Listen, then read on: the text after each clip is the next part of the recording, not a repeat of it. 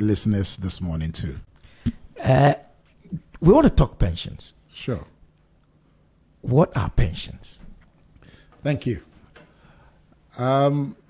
It's often said that when people finish their work and they have to rely on some income that they have put away over the work period, that amount of money which they get after finishing their work is what we refer to as pensions. Basically, it would have been a contribution towards a retirement fund, which maybe their employers or they themselves, by their own arrangement, have put aside. But oftentimes, 99.9%, it will be through their employment. Then when they retire, that is the income that they fall back on. That is what we simply refer to as pensions. Okay. Why is it of such importance that it is mandatory? Why can't I work for 50 years, save my money and go home? Exactly. Why is it mandatory? Yes, it is mandatory because when you retire, that is when you get used to the income that you were having whilst you were working. It would have been over a long period of time. So your lifestyle has all been tailored towards that kind of income. Mm-hmm. And a withdrawal from that income will naturally affect your health, your longevity, and your morale. Mm-hmm. So it is important that the kind of lifestyle and the income that you're used to, even if you don't get the same amount, there should be a certain replaceable amount that you rely on. If straight after work the income ceases, then naturally your lifestyle is going to deteriorate. So it's absolutely important that you continue to earn something when you retire. Why should it not be left to me, the individual, to make that decision? Why is government in this? I think governments throughout the world and historically, it's been known that when people are left to their own desires, they would want to live for today, naturally, and if you give that option to people, they might abuse it. And governments also know that ultimately old age poverty becomes an issue for them to deal with. Yeah. So they would have to make sure that that arrangement is there mandatorily to help people to retire. The Social Security and National Insurance Trust, what role do they play in this? They are the ones collecting it? Are they the ones collecting the money? Well, in Ghana here, we have three main forms of retirement income. Okay. Three main forms. So we call it a 3-tier pension system. Now, the first tier is what you just referred to. That is collected by the Social Security and the National Insurance Trust. Now, that is mandatory, just like you've already said. And that the contribution that goes there is mainly from your employer. Okay. The one who employs you at the end of the month will look at your salary and then pay 13% of it, 13% of your salary, and put that away for you. And then you, the employee, will also pay 5.5% from your own salary. Okay. Then the half from your own is added to the 13 from your employer, and that is given to SNIT. And that is your Social Security that you'll be contributing to. So it's in actual fact, it is 13.5. The calculation is a bit messy, but that's what it is. And that is what goes into your tier 1. Okay. Yeah. And your tier 1, when you retire, will not give you a lump sum. Your tier 1 will only give you monthly pension, as we started with. So they will give you your every month, they will give you a sum of money which you will help replace your income. Okay. Yeah, that is your SNIT contribution and then your SNIT pension. Yeah. Okay. Tier 2 then becomes what? The tier 2, which is from you, the employer yourself, your 5.5, half has gone to SNIT. Yeah. So the other 5% is what is put away, and that is what is going to give you your lump sum. So the 5%, when you retire, the contribution plus investment returns that you get from your 5%, that is going to be your lump sum. Okay. Now, that money doesn't go to SNET. NPRA, who is a regulator, they have licensed about 30 companies. They are called corporate trustees. They are the ones who collect the 5% and invest for you. Now, the choice is yours as well as your employer.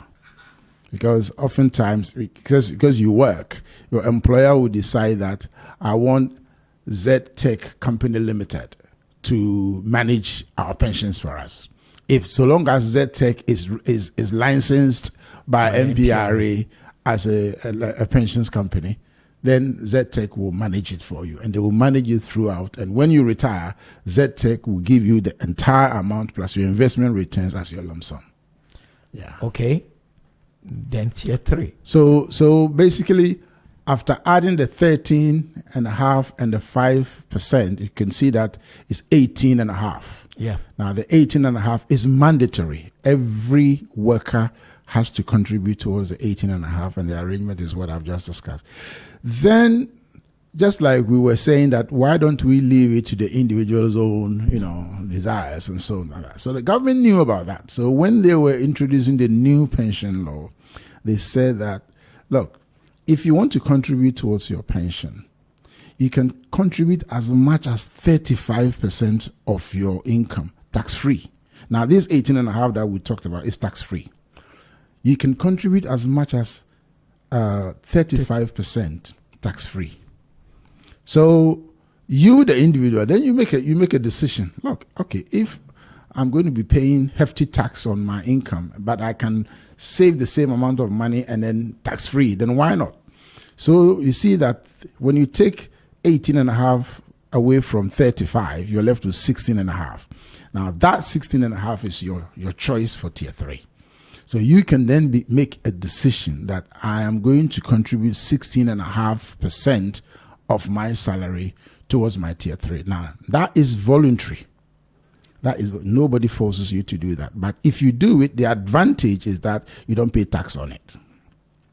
And then it also adds to your lump sum. So your 5% is there waiting for you to retire. And then an extra 16.5% if you want to. That adds to it. So that makes it a whopping 21 and sort of 23.5, basically, for you to rely on. So it is an advantage that the individual you can have when you decide to do a tier 3.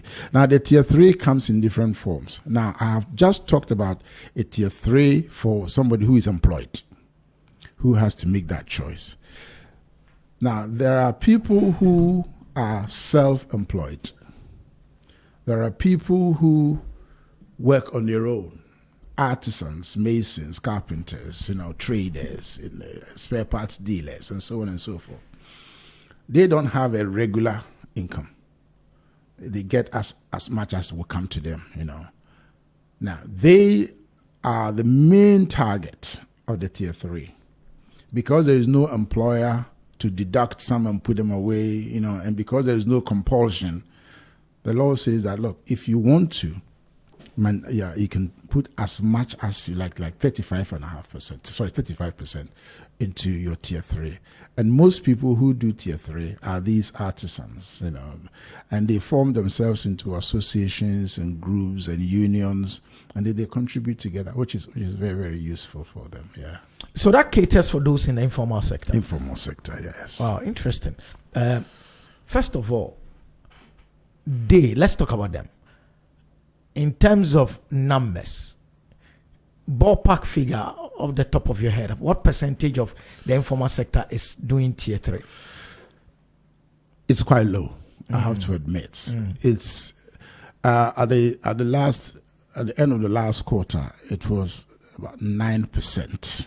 Wow. It's very, very low. But over the last 5 years or so, it's risen from like 1% up to 5%, which is and Jerry, when you come to think about the social structure of our economy, 85% of Ghanaians are in the informal sector. I mean, the adult working population. Because the adult working population is about 11 million. And out of the 11 million, about 2 million are in the formal sector, only 2 million. And 9 million are in the informal sector, which counts for about 85%. Now, if out of that 85%, less than 10% are contributing towards one form of pension or the other, then as a nation, you begin to see the looming catastrophe that we are facing. And this is old age poverty.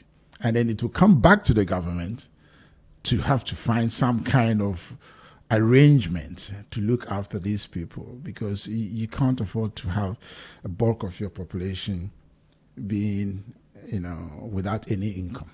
In your experience, what would you say is the cause of the low patronage of pensions as a nation now? Because if we're looking at the informal, then we can just juxtapose the formal and said, if these guys were also not being forced by law, they would have joined this. Absolutely. Absolutely. Yeah. So let's talk as a nation. Yeah. What is this this low appetite for pensions? Is it cultural, or is it the fact that the money is not there? What is it? I mean, I would start from the money is not there bit, which is not the case. The informal sector is the richest constituency when it comes to income. Amazing. Yes. They get a lot of money. But because there's no compulsion, and because it is left to human choices, as we started the conversation with, they find it difficult to think too far ahead about tomorrow. So, because the money that they get, they plow the money back into their business. And sometimes it goes well. Sometimes you go and then it all goes pear-shaped. So the money comes and goes. But it's a lot of money. But because there's no compulsion that, look, put this percentage aside mandatorily, they wouldn't do it naturally. And then there is also the perception that pension, we mentioned Social Security and National Insurance Trust. Pension is for white-collar job, blue-collar job, people who get salaries at the end of the month. So me, if I'm a spare parts dealer at Abosorka, I am not a white-collar job person. So I'm not supposed to do pensions. So that perception has been there. And quite naturally, because it was only in 2008, not too far, quite far, but not too far back, that the law said informal sector people can do pensions. Up until then, there was no provision in any law or any arrangement or even any encouragement for people in the informal sector to do pensions. So if that perception has historically been on our minds, naturally it will have to take a lot of education for people to know that pension is now for all, because there are two certain things in life: either you die or you retire. Okay. Yeah, either you die or retire. And if the good Lord does not kill you early enough, you will naturally retire. And in all these circumstances, you will need money, So the education has been quite low. And I mean, you introduced me as the former CEO of NPRA, so naturally we will have to take a bit of the blame, because part of the responsibility is the NPRA, because the law for the first time created a regulator and said to the regulator, look, your job is to monitor, your job is to educate, your job is to register, your job is to do this and that. And that includes telling everybody through medium like we are having this morning, that, look, Charlie, pension is for all, because retirement will happen to everyone. If you don't die early, you will retire. So let's all get ourselves into it. Yeah, do it. And the thing about the informal sector too is, do they really retire? That's a good question. Yes. Retire as in 60 years go home that the formal sector have. They don't have that. For them, you wake up in the morning and your strength would tell you whether to retire or not. Yeah. I mean, I remember my father, the whole family sat down one day and begged him. And then we begged him, you are not going out again. And he said, who told you that? You know, we had a bit of a fracas because for him, the strength was there to do whatever he was doing. But until one day he just woke up and he realized that. Yeah. So I mean, and very interesting, maybe our conversation today or another time we'll talk about the cocoa farmers pension scheme, where cocoa farmers who naturally don't retire. I mean, they have about 80 years, 90 years, and they still go on their cocoa farm. Yes. So, but you have to plan towards one day when you wake up and you can't pick the cutlass or the machete anymore, and then you still need some income. Then that's when you have to fall on that. I asked that question because so I engaged an entrepreneur who had become very successful in this country, very big one, and the children at the time, he was also in his 80s, and the children were like, you shouldn't go to work. So I met the wife and I said, the children said he shouldn't go to work. What do you think? She said, don't mind them.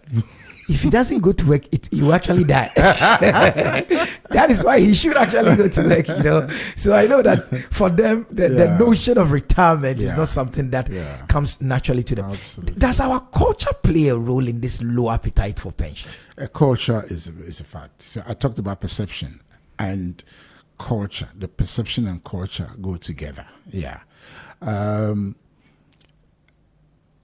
We went to open a new office in Sunyani, and we invited, I was having a conversation with one of the invited guests, and then he was telling me that for him, culturally, his children are his pension. Thank you. Yeah. He will invest in his children. Yeah. So that his children will look after him in his old age. So for him, he's not going to contribute to it. And that is a typical example of a cultural perception there, that it is not putting money in a pension fund that is going to look after me, but investing in some form or other. So, and naturally, culturally, it's our children. You know, it's our children. But there's coming a situation where maybe that perception will have to erode away because our children are always going to be children. We will continue to look after them until we drop off. Yeah, because of the gig economy, you know, that notion, cultural notion that I look after my children and they look after me is quite eroding. But it is a fact. It is a fact, Jerry, that culturally people believe that pension is only for those who are salaried workers, and that if I am a cocoa farmer, if I am a spare parts dealer, if I am a trader, I look after my children, and then my children will also grow and come and look after me. About the managers of our tier 2 or tier 3. Tier 3. Were they affected by the DDEP? Did it affect them in any way? The DDEP? Yeah. Yeah. You see, the pension funds, and let me, as we speak today, pension funds in Ghana have risen to 72 billion Ghana cedis. Okay. Yeah. That's a lot of money. It's a lot of money. Yeah. Which would be like roughly about $6 billion US dollars. Okay. So it is one of the richest sectors of our economy. Now, the question is, so this huge amount of pension funds, how do they invest them? Where do they invest them? Yeah. You know, one, we don't invest them outside the country. MPRA has given a ruling through their investment guideline that all the funds should be invested in Ghana. so that it can help turn the economy round. Yeah. And they have given these fund managers certain investment areas or vehicles to invest in. And one of them is government bonds. Okay. One of them is government bonds. And it's, in fact, is the highest, is the biggest chunk. As of the last DDEP, at the time of the DDEP, 28.9, let's say 29 billion was in government bonds. So if the domestic debt exchange affected government bonds, then you would expect that 29 billion of pension funds would be affected. But it wasn't. Interesting. Yeah, it wasn't. For the simple and emotional reason that, Jerry, you and I have put our salaries 35%, 18.5%, whatever it is. By law has forced you and I to put our money into pensions. And then we decide that, okay, we're going to put our money into government bonds so that government can borrow from it and then turn the economy around. And then tomorrow you tell me that you have a problem and therefore you are taking my money away. Do you think you would agree to that? No way. So naturally, the unions, who are the workers, decided that we're not going to let government touch it. And as regulators, we were caught in between, because regulators, you are government, sort of. Exactly, yeah. But at the same time, you are the one who's supposed to look after the money and make sure that the money is safe. So you get caught between what the government is saying. Yeah. And so we had to stay put and then watch the situation and be like umpires. And there was a lot of negotiation behind the scene between government and the unions, and eventually the pension funds were excluded. Okay. So the 29 billion was not affected by the DDEP. What actually happened was that government gave them a new offer. That, look, okay, you will not lose your money, but let's have some payment arrangement where you will take a bit now, you take some in 2027, and then you take the final one in 2028. So that is a kind of arrangement which I thought was fair. Okay. So yes, on record, as a former CEO, I can say that pension funds were not affected. Pension funds have not been affected. So those of you are saying, we won't contribute anything, because I think when you contribute in the end, government will take it. Government will take it, yeah. So that's a good point. Or if I could also ask this.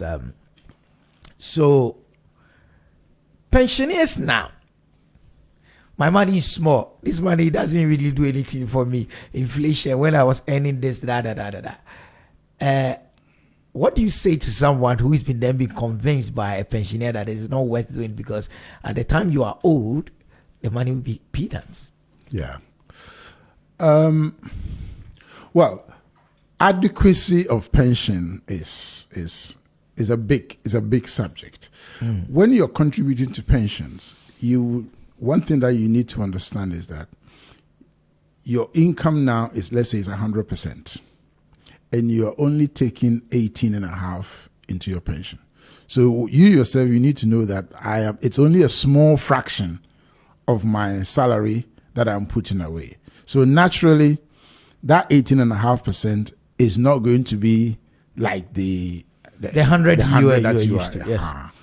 Now, but your hope is that the 18.5 is going to be invested. Mm-hmm. It's going to be invested. So the investment is going to make it more than the 18.5%. So naturally, you should expect, but the replacement ratio all throughout the world is not higher than 55%. So you're not going to get anything higher than 55% of what you were earning. And I think it is something that has to be told clearly, and people need to be educated about it. And that is why the Tier 3 helps.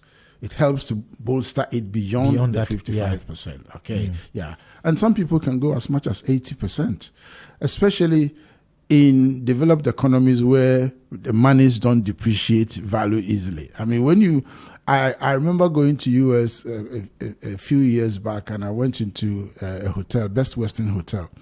All the people around me were retirees.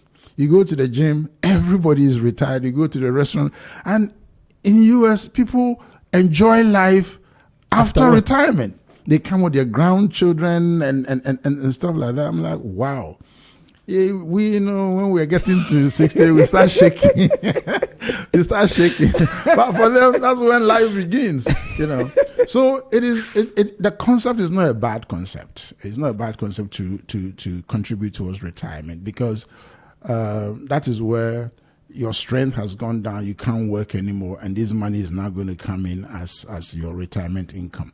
But yes, it is not going to be 100%, and we need to manage people's expectations on that score. Yeah. For me, that is something that if it is part of the mandate of the NPRA, then it's key that it is hammered home now, so that people would even grow an appetite for higher contributions now, because if you know that, listen, you will not get more than 55% at this rate. Yeah. So then do tier 3 on top of it and all that. Absolutely. Okay, so what are some of the things that NPRA is doing in terms of public education to ensure that Ghanaians grow a bigger appetite for pensions? A lot of sensitization and education. And also, see, NPRA was only in Accra, and we're talking pensions across the country. The bulk of the people are outside Accra. So one of the things that NPRA had to do was to establish offices across the country. So they're now in Tamale, they're now in Sunyani, they're now in Kumasi, and they're now in Takoradi, Cape Coast. Since I left, they've now opened an office in Cape Coast, and then one in Koforidua.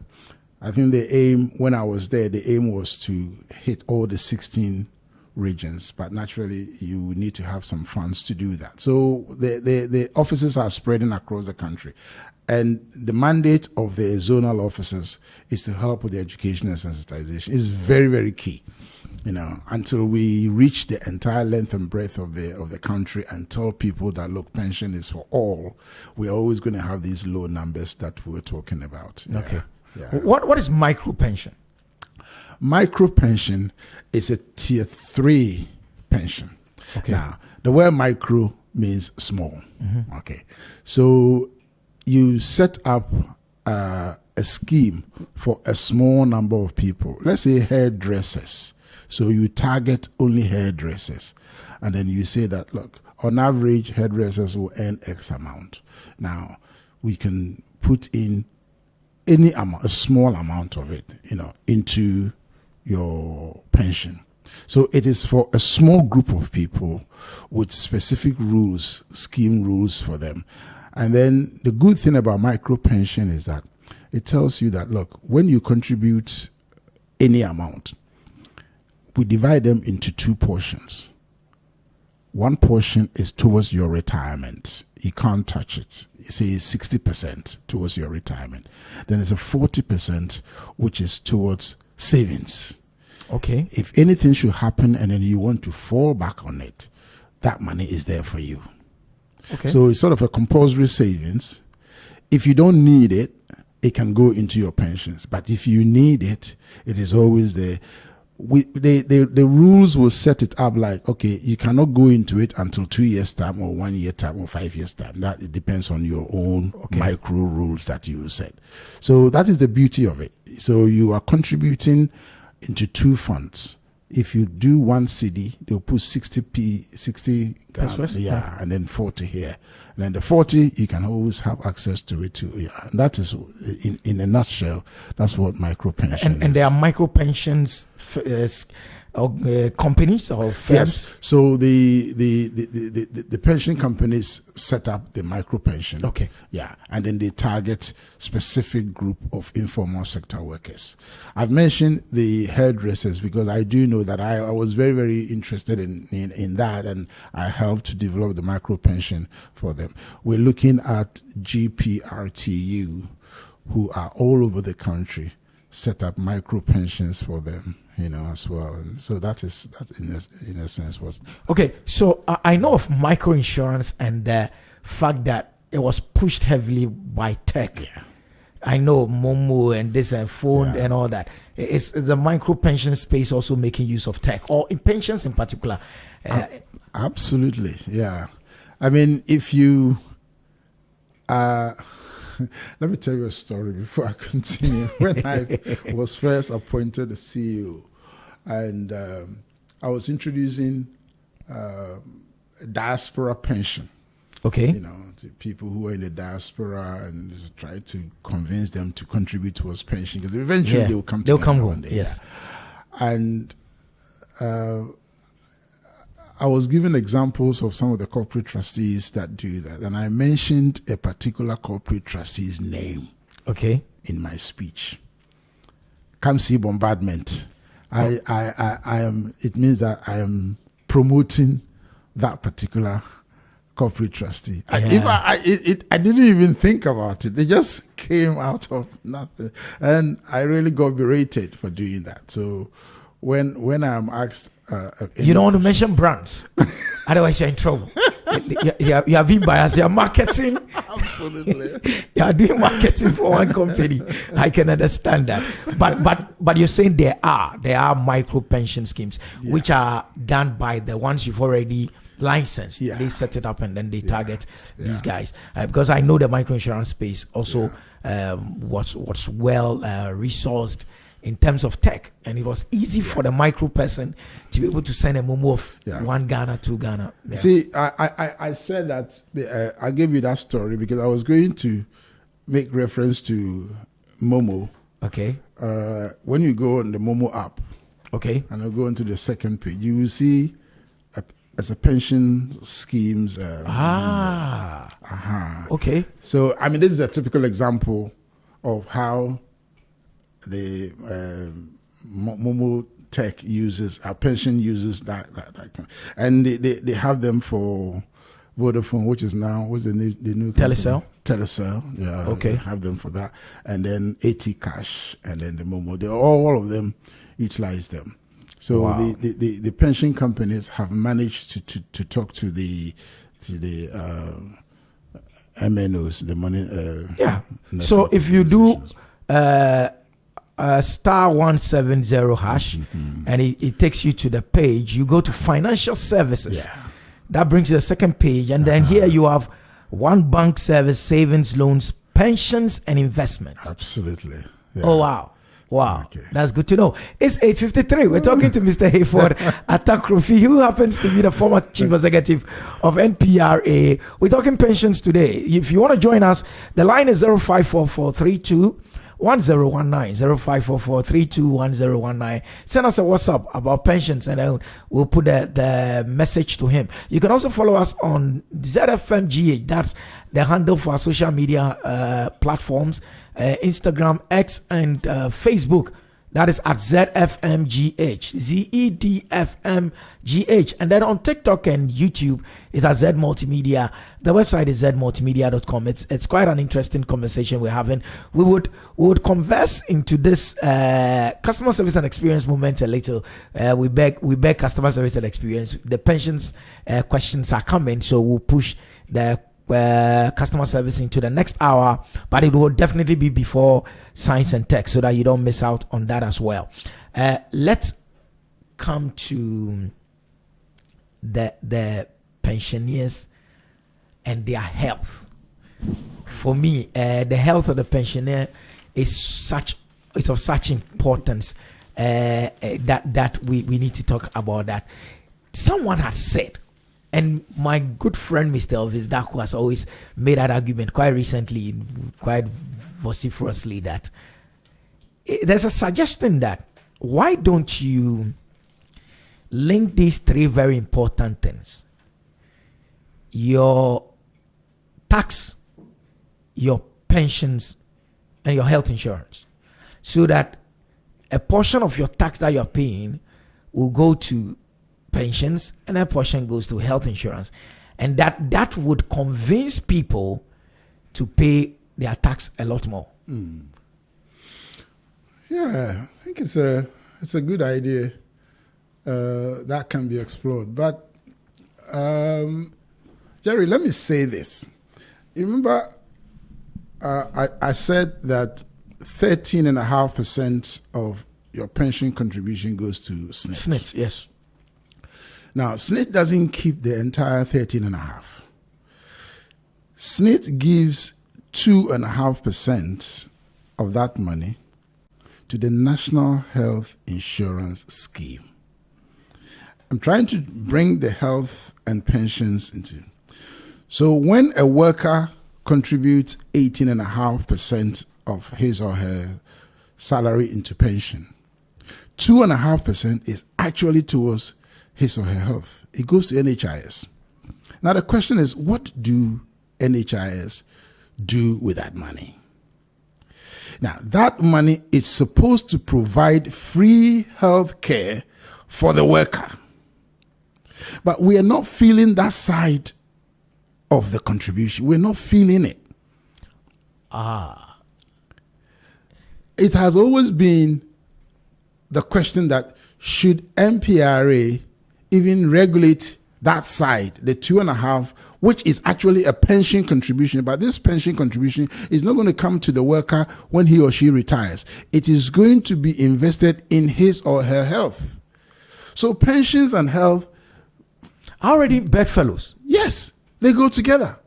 When the NHIS was set up and when the NHIA, the authority was set up, that was what they're supposed to use that money for. But unfortunately, I mean, I'm now retired, so I can talk. Interesting. You know, so that money is not meant to be paying staff of NHIA and, doing other things like, no. It's supposed to be invested in the health of the worker when they are working, and even more importantly, when they retire.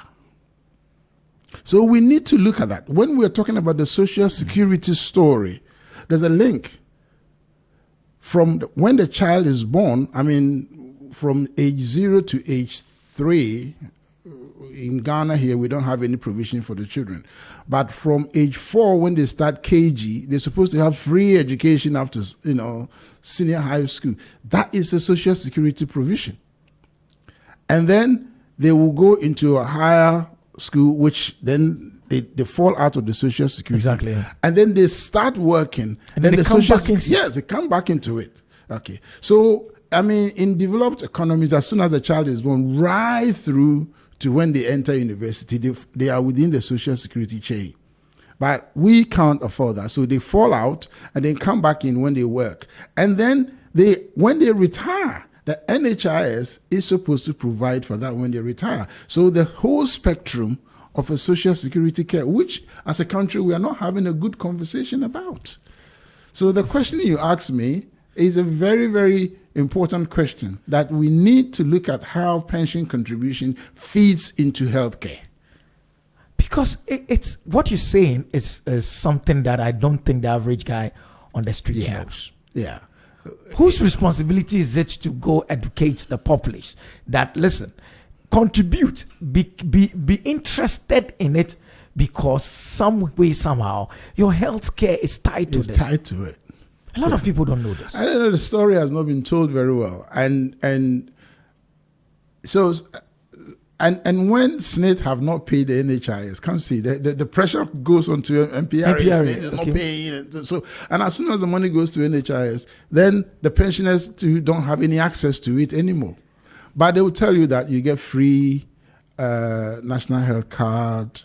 But when you go to the hospital, many hospitals don't even want to know, and so on and so forth. So I think as a country, we need to have a good conversation about the Social Security and pension, and health, yeah, being tied together or being bedfellows, as you rightly put it. Because you know the thing about retirement is that then health issues might start coming in. No, not might. They do come in.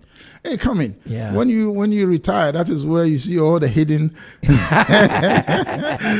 hidden illnesses, start to emerge, and that is where you need the money. Your 2.5%. That's when you need it more. So free healthcare should cater more towards retirees, because they have their 2.5% in it. It is not free for them. It's like your pension is not free. The pension is your deferred income. Exactly. And your health, the health care, is also your deferred income. Yes. 2.5%. Tier 2 is what? 5%. Yeah. And NHIS is 2.5%, which is half of it. So if I'm getting, let's say, 100,000 or 200,000 as my lump sum, the same way about 50,000 should be it's in my healthcare. So why do I have to go to hospital and pay for it, or be treated as if I'm a beggar and I have not even contributed towards that? It's something that we all need to start thinking carefully. Mr. Aku, the thing is already linked though. I'm sure he's really listening to us, because this has been one of his cries, that how come? Because I have a mom who is home now. And she would occasionally, go take her money, come, and, you have to, of course, supplement for her and all that. But when it comes to the angle of the health, I really didn't get it until now that we're having this discussion about it.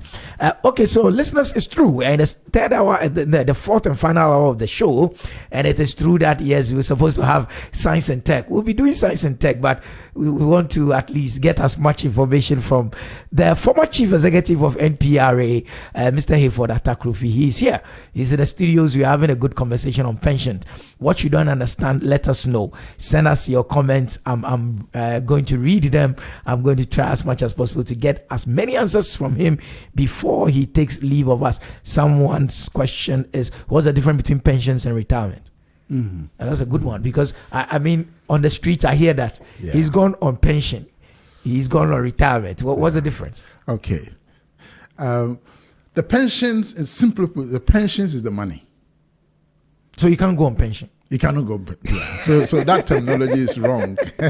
You go on retirement. Okay. And when you go on retirement, you earn your pension. Oh, okay. So listeners, you can't go on pension. You go on retirement to earn a pension. Because I've heard that so many times. Yeah. When I'm sitting with some grown-ups and all that, those days, they used to say it, he's gone on pension. Yeah. And I've always wondered. So that's a good question. Yeah. The difference between pensions and retirement. Today, we're learning about that. Let's dovetail into those of us who don't look like we know what retirement is or pension. We feel like we'll be superhuman till. Absolutely. What do you tell people like us? What plans does the NPRA have for those of us who think at 40, 60 is far?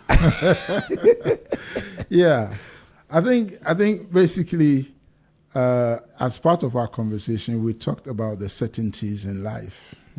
One of them retirement is or death. Death. Okay. Yeah, and no matter how strong that you are now, to being able to get up and go about the hustle and the bustle of it, there will come a time where your strength will recede, and especially here in Ghana, the 60-year retirement age has always been an issue, because 60 years comes very, very quickly. You just don't, once you hit 50, you start going downhill, and naturally, that's the next spot. In developed economies, people are now retiring at 67, 68. Yeah, there are laws that are pushing the age. Pushing them, because and social securities throughout the world face one huge problem, which is longevity. Because when you retire from SNIT, the guaranteed period, SNIT expects that at 75 you should die. So that is a guarantee. 15 years? Yes, 15 years. So if you don't die in 15 SNIT years... have lost. There's a gamble. So the contribution, the money that they put aside for you is for 15 years. If after 50 years you're still there, then SNIT are in trouble. Then they will have to continue paying you. It's an insurance. Yeah, it's an insurance. It's an insurance. So there is always the risk. There's an insurance in the SNIT. Yeah. So, but if you pop off before 75, then SNIT gains. SNIT gains, but they will have to pay the difference to your beneficiaries in a lump sum. But for any young person, the advice would be that old age is a certainty. Retirement is a certainty. And then when you retire, because you're used to a certain form of lifestyle and certain income, you are going to have to continue to live that lifestyle and that income. And it is also when your responsibilities become greater, because you retire and go home, you become the head of the family, and all the responsibilities now come to you. So it is important that you put money aside. Even in the Bible, it says that, cast your bread onto the oceans and so on and so forth. Yeah. So it is important that you put some money away for your medication, for your R&R, lifestyle, so that you can live longer. Because if that income is not coming, trust me, you will deteriorate very, very quickly, and old age is a certainty. So for any young man out there listening, it is important to put something away towards your retirement. Okay, thank you so much. Before you go, what is vesting schedule? Yeah, okay. What is vesting schedule? Yeah. Someone said I should ask. All right. A vesting schedule is the time between your contribution and when it becomes yours. There is something called like ownership. Okay. You are contributing the money, but you're contributing it to a manager who looks after it for you. So the manager becomes the legal owner. You are only an equitable owner. There will come a time that eventually you will become the legal owner. So between the time of your contribution and the time you become the legal owner, that is the vesting period. Okay. So it depends on the scheme rules. Remember, we were talking about the 60% and the 40%. Exactly. So your scheme rules will say that the 40% that you've contributed towards your tier 3, it is only in 2 years' time that you can access it. So the vesting period is 2 years. Or you can say that you can only access it in 5 years. So the vesting period is 5 years. But in actual fact, the default, if it is not written in the scheme rules, the default is that the moment you contribute, it is yours. By law, the moment you do the contribution, automatically it vests in you. Until you put that's why they put vesting schedule. Okay. Vesting schedule in the rules. Otherwise, the moment my money drops, you can come and collect it. I can. Okay, it's 9:08. Yes, we're in the final hour of the show.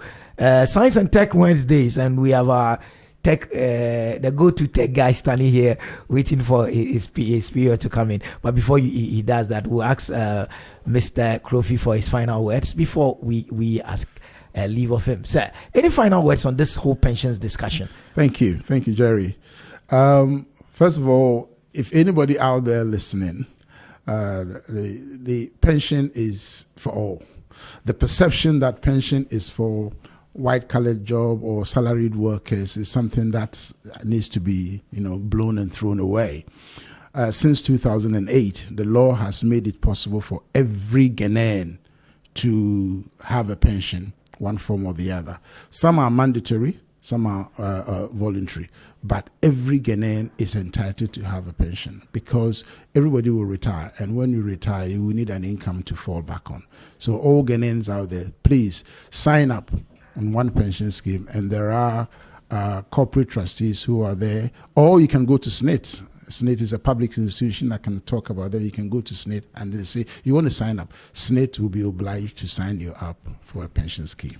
Thank you very much. Mr. Hayford Attah Krufi is the former Chief Executive Officer, National Pensions Regulatory Authority. It's been pensions in Ghana on Z Talk, right here on Z in the morning, right here on Z 101.9 FM, right here, the House of Zion. Coming up is Science and Tech with Abdullah Saka.